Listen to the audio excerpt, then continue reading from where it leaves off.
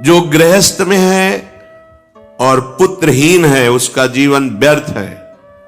मार्कंडेय जी कह गृहस्थ धर्म की सार्थकता है कन्या हो या पुत्र हो, संतान होना चाहिए। यदि नहीं तो फिर वैराग्य भावना लेकर के दोनों भजन करो, संस्कार लो, गृहस्थ धर्म का त्याग करके वानप्रस्थ या संन्यास वैष्णव जो भी भावना बने भगवत मार्ग का अनुसरण करो, काम बन जाएगा। यदि गृहस्थ में हो और संतान नहीं है तो यहां आदेश करते वृथा जन्मानि चत्वारि वृथा दानानि षोडश। वृथा जन्म अपुत्रस्य ये च धर्म बहिष्कृताः, उसका जीवन धिक्कार बेकार जिसके गृहस्थ धर्म में संतान न हो। संतान का तात्पर्य केवल बेटा ही नहीं, बेटा और बेटी दोनों समान हैं। ये जो निकृष्ट भाव बैठा हुआ है, बेटी हुई उदास हो गए, लड़का हुआ थाली बजाओ घंटा बजाओ, जिससे बहुत बड़ा, बिल्कुल ठीक नहीं है। ये बेटा होता किससे है? बेटी से ही होता है। तुम किससे हुए हो? किसी मां से हुए हो। वो क्या थी? किसी की बेटी ही थी। कैसी मूर्खता छा गई है, गर्भस्थ बेटी की कोई परवाह न करके उसको, ये क्या है?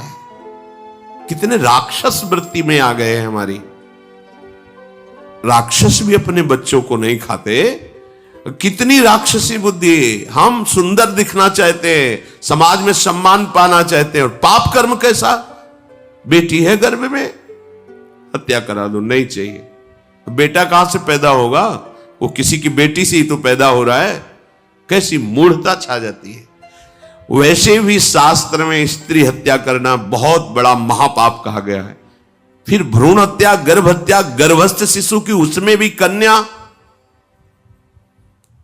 सर्वनाश। इसके बाद फिर रोते हैं, हमने कौन सा पाप किया, भगवान ने हमारा पुत्र छीन लिया। कौन सा पाप किया, भगवान ने ऐसा कर दिया। अरे अपने डायरी में तो लिखा करो कि तुमने कौन से पाप किए हैं। फिर जब परिणाम आवे तो सोचोगे तो लगेगा बहुत हल्के में निपाट रहे हैं भगवान, हमें तो बहुत कष्ट मिलना चाहिए। कैसी कैसी निर्दयता बैठ गई हो। हम मनुष्य कहलाते हैं, सदगृहस्थ कहलाते हैं, गर्भ से चलते हैं और गर्भस्थ शिशु की हत्या करते हैं। मान जाओ, ना सत्संग सुन रहे हो, ना शास्त्र स्वाध्याय कर रहे हो, इसलिए तुम्हें पता नहीं कि तुम कौन सा पाप कर रहे हो। ऐसे ये पाप, कुछ पाप ऐसे हैं जिनको वज्र की लीक कहा गया। वज्र की लीक में मिटाल नहीं सकते, तुम्हें भोगना पड़ेगा। जो गृहस्थ है और संतान नहीं है, उस जीवन को सार्थक करने के लिए अपने गृहस्थ जीवन का त्याग करो।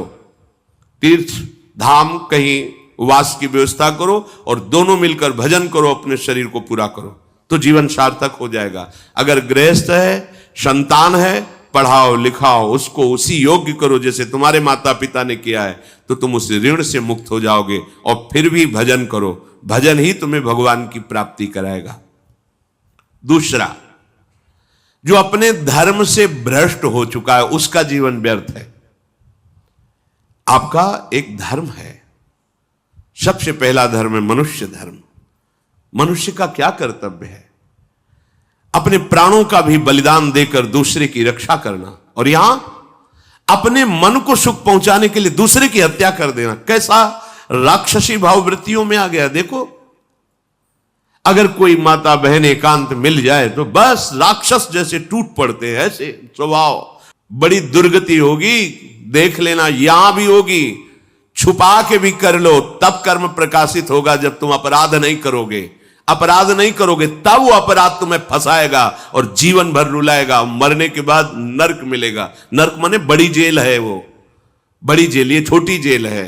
जैसे बड़े अपराधियों को बड़ी जेलों में भेजा जाता है, तो विश्व ब्रह्मांड की सबसे बड़ी जेल और वहां के सबसे बड़े जेलर यमराज, वहां दंड मिलता है। आप ऐसा ना सोचिए कि ये सब गप है। गांव में जैसे बात करे तो लगता है गप है, जब जेल हो आते हैं ना तो कहते हैं। एक गांव में मिले थे, कहा था कि अगर रोज 5 जूता कोई गांव में हमें मारे तो हम उसे सह लेंगे, लेकिन दोबारा जेल जाने वाला आचरण नहीं करेंगे। दिखा रहे थे कि देखो कैसे कैसे कष्ट वहां के कैदी भी मारते हैं जो बहुत पुराने हो गए हैं, वो हमको अनुशासन में रखते हैं, ऐसा ऐसा कितना कष्ट। अब वो गया ना तो भोगा, अब माया के कारण स्मृति नष्ट हो गई नहीं, सैकड़ों बार अपने भी भोग के आ रहे हैं नरक। दूसरे उसका जीवन नष्ट है जो धर्म का त्याग कर चुका है। तुम पिता माता से प्रकट हुए, तुम्हारा धर्म है माता पिता की सेवा करना। वयोवृद्ध बेचारे माता पिता उठने बैठने में असमर्थ हैं, आप पैसे कमाने के लिए अपनी बहुली निकल गए, अब वो कष्ट भोग रहे हैं, ना उनको देखना है ना उनकी व्यवस्था करना है। मरने दो तो ठीक है, तुम्हें जब परिणाम आएगा तब तुम भी तो बनोगे ना वृद्ध, तब तुम्हें पता चलेगा। अवश्य में भोक्तव्यम कृतम कर्म शुभाशु। होश में माता पिता सबसे पहले भगवान हैं, यदि आप गृहस्थ हैं तो। अगर आप बाल्यावस्था से भगवान के मार्ग का अनुसरण कर रहे हैं तो फिर भगवान प्रणत कुटुंब पाल रघुराई, भगवान व्यवस्था कर देते हैं। वैराग्य मार्ग में लौटकर पीछे नहीं देखा जाता। हमारे भगवान के अवतार मानेंगे महाप्रभु चैतन्य देव, नवयुति विष्णु प्रिया जी माता सची छोड़ के चल दिए। आद्य गुरु भगवान शंकराचार्य भगवान के अवतार मां केवल छोड़ के चल दिया।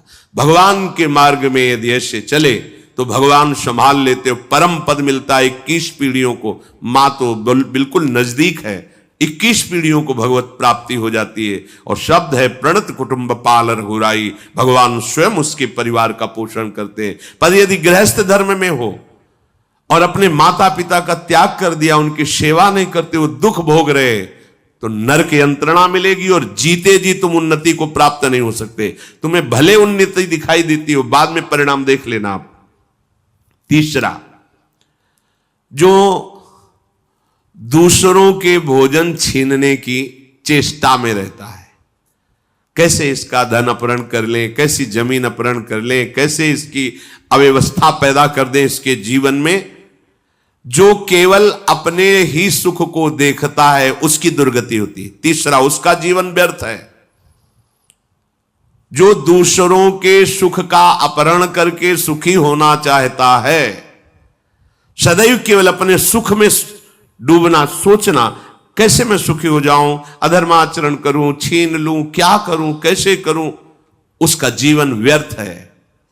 और चौथा, जो आए हुए साधु महात्मा अतिथि का अनादर कर देता है, अपमान कर देता है, सारे सुकृत नष्ट हो जाते हैं। ये 4 का जीवन बिल्कुल व्यर्थ हो जाता है।